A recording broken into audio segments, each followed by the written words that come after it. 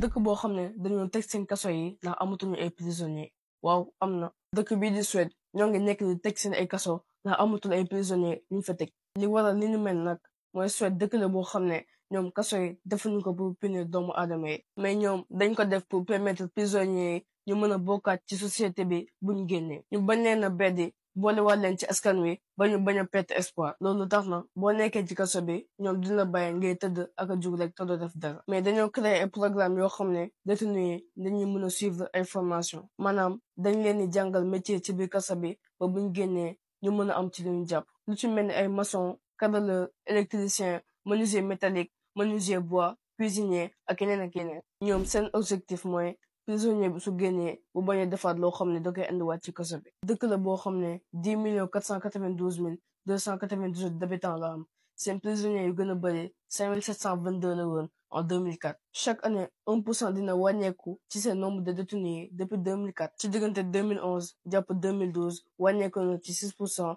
tolloog 4852 prisonniers bokk nañ ci dëkk yi am nombre de prisonniers yi gën a tuuti ci àdduna bi prisonniers yi dañuy liggéey lu ëpp 6 heures de temps par jour ci biir kaso bi prisonniers yu bëri daan leen wax ne ñoom balaa ñuy dugg kaso amuñu woon métier mais ak formation yu ñu def ci biir kaso bi tax na bu ñu génnee ñu am ci lu ñu jàpp ba ñu si daan def naka sudul noonu bàyyi nañ ko daal di concentré wu ci seen liggéey ñoom tëj neen lu tolloog 4 ci seeni kaso ndax soxlaatuñ ko te nee na ñaari dañ ko bëgg jaay yeneen ñaari dañ koy utiliser pour yeneen service public